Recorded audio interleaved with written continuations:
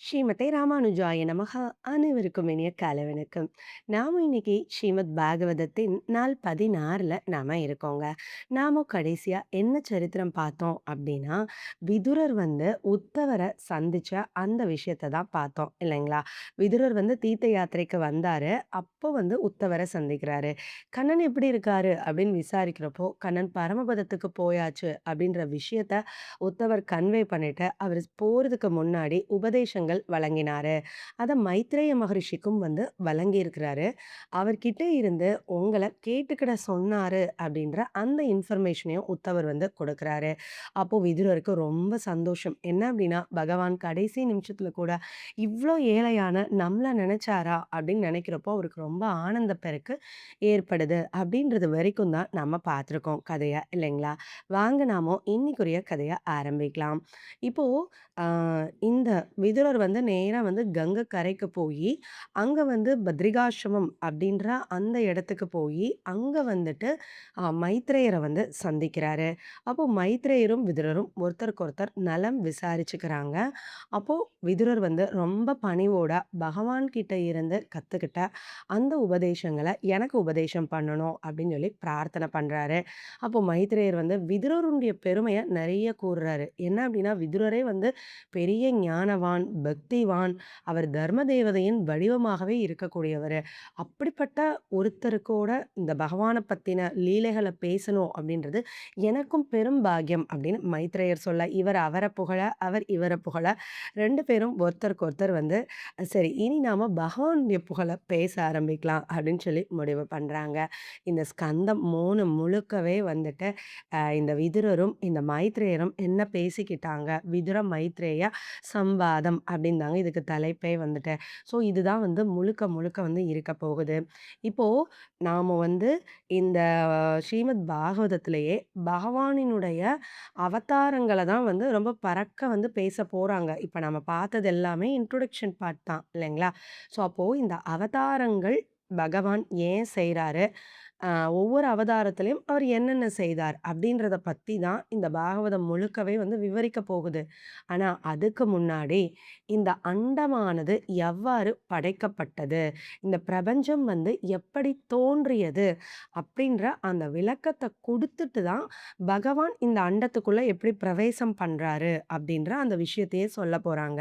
அப்போ நமக்கு இந்த ஸ்கந்தம் 3ல வந்து ஆ இவங்க 2 பேருடைய சம்வாதம் ஆரம்பிக்கிறதே வந்துட்டு இந்த உலகத்தினுடைய படைப்பு தாங்க.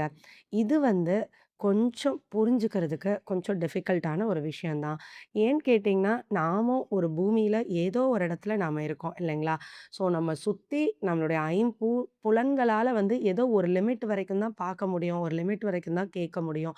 ஒரு லிமிட் வரைக்கும் தான் நினைக்கவே முடியும். அத தாண்டி எல்லாம் நம்மால வந்து யோசிக்கவே முடியாது. அப்படி இருக்கிறப்போ, பகவான் வந்து இந்த அண்டத்த எப்படி படைச்சாரு? அப்படின்ற அந்த விஷயத்த தெரிஞ்சுக்கிறதுன்றதே ரொம்ப ஆர்வமான ஒரு விஷயம். உண்மையிலேயே வந்துட்டு ரொம்ப நமக்கு கியூரியாசிட்டி இருக்கும். எப்படி இந்த அண்டம் வந்து இருக்குதுன்ட்டு.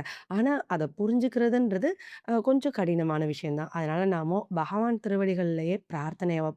இந்த பகவானுடைய கருணையினால் இந்த உலகம் எப்படி சிருஷ்டிக்கப்பட்டது அப்படின்ற அந்த ஞானமானது நமக்கு நல்லா புரியணும்.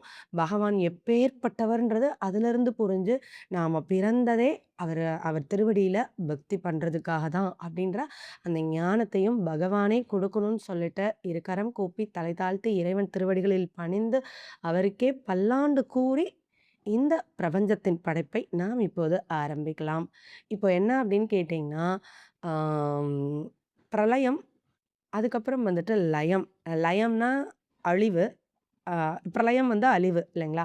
ஸோ பிரளயத்தப்போ என்ன ஆகும் அப்டின்னா, இந்த அண்டமே வந்து அப்படியே கொலாப்ஸ் ஆகி ஒண்ணுமே இல்லாம அது பகவான் திருமேனில போய் ஒட்டிக்கிடும் அப்படின்னு வந்து சொல்றாங்க.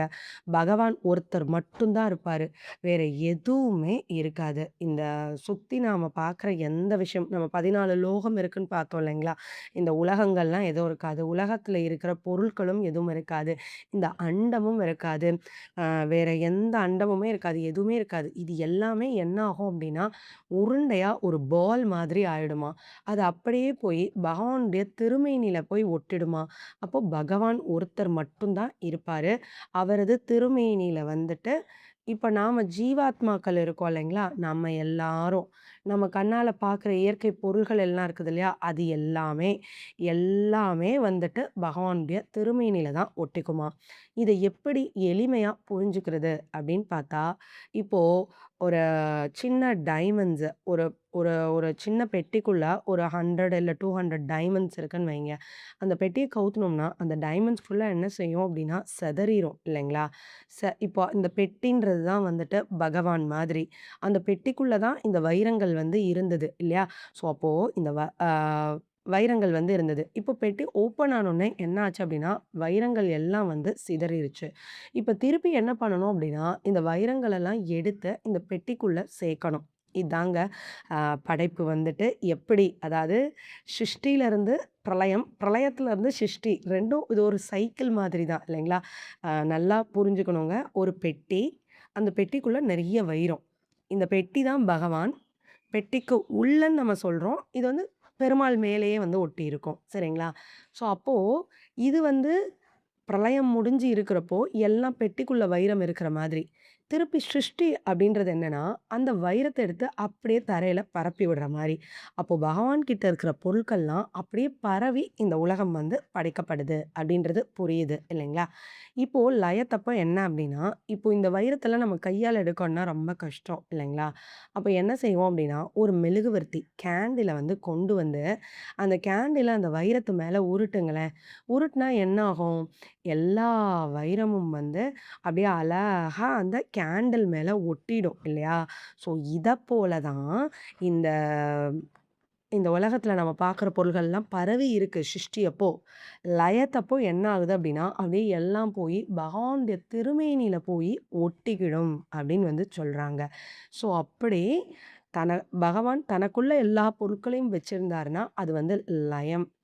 அவரு அத அப்படியே விரிச்சு ஃபுல்லாத்தையும் விட்டாரு அப்படின்னா, அது வந்துட்டு சிருஷ்டி.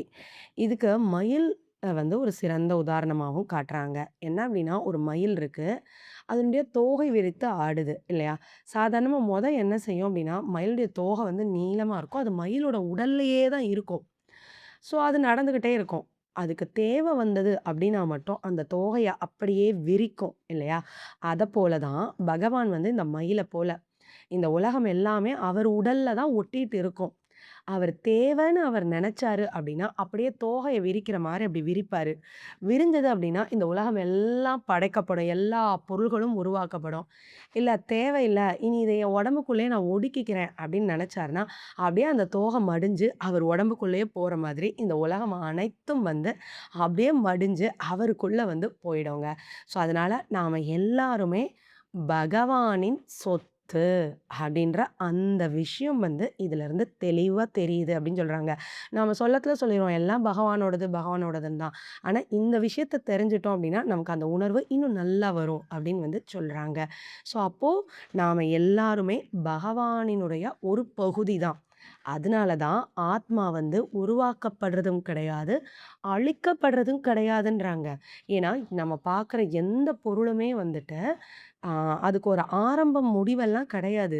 இந்த மாரி பகவானுக்குள்ள போகும், பகவான் கிட்டேருந்து வெளில வரும். அவ்வளதானே தவிர, படைப்பும் அழிவுமே தவிர, மற்றபடி உண்மையிலேயே அது புதுசா உருவாகுது, இல்ல கம்ப்ளீட்டா வந்து டீமாலிஷ் ஆயிருது அப்படின்றதெல்லாம் கிடையவே கிடையாது. இந்த பொருள்கள், ஆத்மா எல்லாமே நித்தியமானது, நிரந்தரமானது. எப்பவுமே இருந்துட்டே தான் இருக்கும். ஆனா, அது இருக்கக்கூடிய அந்த தசை, அதாவது சூஷ்ம தசை, ஸ்தூல தசைன்னு சொல்லுவாங்க இல்லைங்களா? சூஷ்மம்னா ரொம்ப மறைவா கண்ணுக்கு தெரியாம இருக்கிறது வந்து சூஷ்மம். ஸ்தூலம் அப்படின்னா நல்லா கண்ணுக்கு தெரிஞ்சு இருக்கிறது. ஸோ அப்போ இந்த பொருள்கள்லாம் எப்பவுமே இருக்க தான் செய்யும். ஆத்மா எப்பவுமே இருக்க தான் செய்யும்.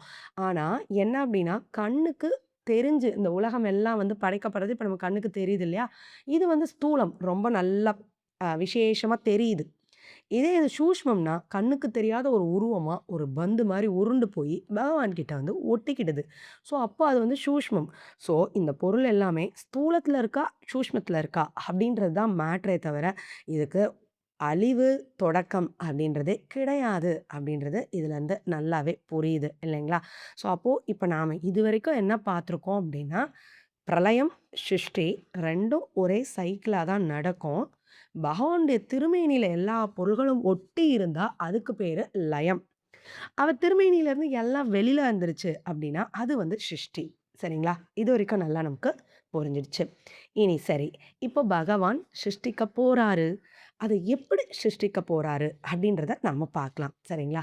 இத நாம பகவான் எப்படி செய்றாரு அப்டின்றத பார்க்கறதுக்கு முன்னாடி, ஒரு சின்ன கமர்ஷியல் எக்ஸாம்பிள நம்ம பார்த்துக்குவோம். ஏன் அப்டின்னா, இந்த விஷயம் வந்து நமக்கு ரொம்ப கடினமான விஷயம். மொதயே நம்ம சொல்லிட்டோம். ஸோ உதாரணத்துக்கு ஒரு விஷயத்த வச்சுக்கிட்டு நாம சொன்னோம் அப்டின்னா, நமக்கு வந்து கொஞ்சம் எளிமையா புரியும். அதுக்காக தாங்க. வேற ஒண்ணும் இல்ல. இப்ப என்ன அப்டின்னா, நாம ஒரு பெரிய பில்டிங் வந்து கட்டப்போறோம் அப்டின்னு வச்சுக்குவோமே. அப்ப பகவான் இந்த உலகத்த படைக்க போறாரு. 2யும் ஈக்குவலா வச்சு நம்ம பார்க்கலாம். சரிங்களா? ஒரு வீடு கட்டணும் அப்டின்னா, என்னலாம் நமக்கு வேணும் அப்டின்னு பார்த்தா, முதல்ல லேண்ட் வேணும். அதுக்கப்புறம் வந்து என்ன அப்டின்னா, நெறைய ரா மெட்டீரியல்ஸ் எல்லாம் வேணும் இல்லையா? அந்த ரா மெட்டீரியல்ஸ் எல்லாம் நாம வரவழைச்சு, ரா மெட்டீரியல்ஸ அப்படியே அடுக்கி வச்சு ஒண்ணும் பண்ணிட முடியாது. அத ஒண்ணோட ஒண்ணு கலந்து, தேவையான ப்ரொப்போர்ஷன்ல கலந்து, அழகான வீடா வந்து கட்டணும். அப்புறம் வீடு கட்டின பிறகு, அத பாதுகாக்கிறதுக்கு வெளியில பாதுகாப்பு கவசங்கள்லாம் இப்ப நம்ம கேட் போடுறோம். ஆ இந்த ஏதோ பெயிண்ட் வாட்டர் ப்ரூஃப் பெயிண்ட் அது இது இந்த மாரிலாம் அடிக்கிறோம் இல்லைங்களா? ஸோ, அப்ப அதுக்கு பாதுகாப்பு கவசம் எல்லாம் போட்டு, இந்த வீட்ட வந்து நம்ம எவ்வளோ அழகா உருவாக்குறோமோ, அத போல தான் பகவானும் என்ன செய்றாரு அப்டின்னா, இந்த பிரபஞ்சத்த வந்து உருவாக்குறாரு. ஸோ, அப்போ இவரு உடம்புல தான் வந்து அந்த பொருள்கள்லாம் ஒட்டியிருக்கு. நாம பொருள்கள் எல்லாம் கடையில போய் வாங்கிட்டு வரோம் இல்லையா? ஒவ்வொரு கடையில போய் ஒண்ணொண்ணு வாங்குறோம். இவருக்கு அந்த பிரச்சனையே இல்லங்க. எல்லாமே அவர் உடம்புலயே தான் இருக்குது. ஸோ, அப்போ அவரு மனசால சங்கல்பம் பண்ணிக்கிறாரு. நான் இப்போ இந்த உலகத்த படைக்கப் போறேன் அப்படின்னு ஒரு சங்கல்பம்னா ஒரு விருப்பம். மனசுக்குள்ள பகவான் நெனைக்கிறாரு. அப்படி அந்த விருப்பம் வந்த உடனே என்ன ஆகுது அப்படின்னா, இந்த அவர் உடல்ல ஒட்டி இருக்குது இல்லைங்களா? ஒரு கேண்டில் அதில டைமண்ட்ஸ் ஒட்டி இருக்கிறத நல்லா ஞாபகம் வச்சுக்கோங்க. கேண்டில் தான் பகவான்னு வச்சுக்கோங்க. மேல ஒட்டி இருக்கிறது தான் வந்து என்ன அப்படின்னா, அந்த டைமண்ட்ஸ்ன்னு வச்சுக்கோங்க. இப்படி பகவான் மேல தான் நம்ம எல்லாருமே ஒட்டியிருக்கோம். ஆனா, சூஷ்ம தசையில இருப்போம். ரொம்ப கண்ணுக்கு தெரியாத, உருவம் இல்லாத ஒரு தசையில வந்து இருப்போம். இப்ப பகவான் மனசுல சங்கல்பிச்சோனே என்ன ஆகும் அப்படின்னு பார்த்தா, இந்த டைமண்ட்ஸ் எல்லாம் அப்படியே அவர் உடம்புலேருந்து கிளம்ப ஆரம்பிக்கும். சரிங்களா? இந்த இது மொத்தமா ஒட்டி இருக்கிறது தான் மூல பிரகிருதி அப்படின்னு வந்து சொல்றாங்க. ஒரு பால் இமேஜின் பண்ணிக்கோங்க. ஒரு ரவுண்டான பால். அதுதான் வந்து மூல பிரகிருதி அப்படின்றது தான். இந்த அண்ட சராச்சரமே அந்த ஒரு பால் மாதிரி தான் இருக்கு. இந்த அண்ட சராச்சரத்தில இருக்கக்கூடிய எல்லா பொருட்களும் அதுக்குள்ள தான் இருக்குது. ஸோ, அப்போ முதல்ல பகவானுடைய திருமேனிலருந்து அது பிரியுது. அவர் சங்கல்பிச்ச உடனே இந்த மூல பிரகிருதி அவர் உடல விட்டு தனியா முதல்ல வெளில வருது. ஸோ, அப்ப அந்த மூல பிரகிருதி வந்து என்னவா மாறுது அப்படின்னு பார்த்தா, மகான் அப்படின்ற ஒரு பொருளா வந்து மாறுது. இப்போ இத எப்படி நல்லா பெட்டரா புரிஞ்சுக்கலாம்னா, இப்ப நம்ம வீடு கட்டுறதுக்கு தேவையான எல்லா பொருளையும் வாங்கிட்டோம். சரிங்களா? அத ஒரு பெரிய லாரியில வச்சிருக்கோம்னு வைங்களேன். அந்த லாரி தான் வந்து என்ன அப்படின்னா, மூல பிரகிருதின்னு வச்சுக்கோங்க. ஏன்னா, அதுக்குள்ள தான் செங்கல் இருக்கு, ஜல்லி இருக்கு, மண் இருக்கு. என்னென்ன பொருள் வேணுமோ, கம்பி இருக்கு, என்னென்ன வேணுமோ எல்லாமே அந்த லாரிக்குள்ள தான் இருக்குதுங்க. ஸோ, அப்போ இந்த லாரி தான் வந்து என்ன அப்டின்னா, மூல பிரகிருதி. அதுக்குள்ள தான் எல்லா பொருட்களுமே இருக்குது. சரி ஓகே. இப்ப அந்த லாரிக்குள்ளேயே பொருள் இருந்துச்சு அப்டின்னா, வீடு கட்ட முடியுமா? கட்ட முடியாது. அந்த லாரிக்குள்ள இருக்கிற எல்லா பொருளையும் என்ன செய்யணும்? மெல்ல வந்து கீழ எடுத்து வைக்கணும் இல்லைங்களா? ஸோ, அப்போ எடுத்து வச்சா தான் நாம அடுத்த காரியத்த நம்ம பண்ண முடியும். அதப்போல தான் இந்த மூல பிரகிருதிக்குள்ள எல்லாமே இருக்கு. அதுல இருக்கிற பொருள கொஞ்சம் கொஞ்சமா பிரிச்சா தான் வந்துட்டு, எத எத எப்படி உருவாக்குறதுன்னு பார்க்க முடியும் இல்லைங்களா? ஸோ, அப்போ அந்த மூல பிரகிருதி வந்து என்னவா மாறுது அப்படின்னு பார்த்தா, மகான் அப்படின்ற ஒரு தத்துவமா மாறுது. இப்ப நீங்க யோசிச்சு பாருங்களேன். லாரிக்குள்ள எல்லா ஜாமானையும் வச்சிருக்கோம். லாரிலருந்து இறக்கத்திலேயேவா தனித்தனியா பிரிச்சுருவோம். முதல்ல அந்த லாரிக்குள்ள இருக்கிற எல்லா பொருளையும் எடுத்து முதல்ல நம்ம எந்த இடத்துல வீடு கட்ட போறோமோ, அந்த இடத்துல மொத்தமா இறக்கி வச்சுருவோம் இல்லைங்களா? லாரிக்குள்ளருந்து வெளில வந்துருச்சு. ஆனா, இன்னும் சப்டிவிஷன்ஸா பிரிக்கல. அத மாதிரி தான் இந்த மூல பிரகிருதி வந்து மொத்தமா பகவான் திருமேனியிலருந்து வந்துருச்சு. அப்போ அது வந்து மகான் அப்படின்ற ஒரு தத்துவமா வந்து மாறுது. இப்போ அடுத்து நம்ம என்ன செய்வோம்? லாரிலருந்து கீழ இறக்கி வச்சாச்சுன்னா, உடனே அது எல்லாத்தையும் வந்து பிரிப்போம் இல்லையா? செங்கலெல்லாம் தனியா ஒரு பக்கம், ஜல்லி எல்லாம் தனியா ஒரு பக்கம், மண்ணெல்லாம் தனியா ஒரு பக்கம், அப்படி பிரிப்போம் இல்லையா? அதப்போல இந்த மகான் அப்படின்றது இருக்கு. இத வந்து பிரிக்க போறாங்க. தனித்தனி கேடரா வந்து பிரிக்க போறாங்க. எத்தன கேடரா பிரிக்கிறாங்க அப்படின்னு பார்த்தா, 3 கேடரா பிரிக்கிறாங்க. எப்படி அப்படின்னா, அத மொத்தமா அதுக்கு பேர் வந்து அகங்காரம் அப்படின்ற பேரு. ஸோ, முதல்ல ஒரு பெரிய பந்து மூல பிரகிருதி. அதுல இருந்து மகான் அப்படின்ற ஒரு இதா உருவாகுது. அந்த மகான் வந்து 3ஆ வந்து பிரியுது. என்ன அப்டின்னா, அகங்காரம்ன்ற ஒரு பொருள் தான். அதுல சாத்வீக அகங்காரம், ராஜச அகங்காரம், தாமச அகங்காரம் அப்டின்றது வரைக்கும் நாம இன்னைக்கு பார்த்துருக்கோங்க. அதாவது என்னன்னா, இந்த பக்கம் வீடு கட்டுறத ஞாபகம் வச்சுக்கோங்க. இந்த பக்கத்துல பகவான் படைக்கிறத ஞாபகம் வச்சுக்கோங்க. எல்லா பொருளையும் மொத்தமா கலெக்ட் பண்ணி லாரில வச்சிருந்தா, அதான் மூல பிரகிருதி. இது பகவான் திருமேனிலருந்து ஒரு உருண்டையா இருக்குது. ஸோ 2ம் ஈக்குவல். இப்ப லாரிய விட்டு பொருள கீழ இறக்கி மட்டும் வச்சா, அது வந்து மகான். ஸோ அப்போ இந்த மூல பிரகிருதியிலருந்து கொஞ்சமா உருவானா, அது வந்து என்ன ஆகும் அப்டின்னா, மகானா இருக்கு. அதுக்கப்புறம் நம்ம தனித்தனியா பிரிப்போம் இல்லையா? அப்படி பிரிக்கிறது தான் அகங்காரம், சாத்விக அகங்காரம், ராஜச அகங்காரம், தாமச அகங்காரம் அப்படின்றது. இனி இது எப்படி இன்னும் பலவாக பிரியுது, எப்படி இந்த அண்டம் உருவாச்சு அப்படின்ற அந்த சுவையான தகவல்களுக்கு காத்திருப்போம். பகவான் திருவடிகளுக்கே பல்லாண்டு கூறி அமைகிறேன். ஸ்ரீமதே ராமானுஜாய நமக. நன்றி.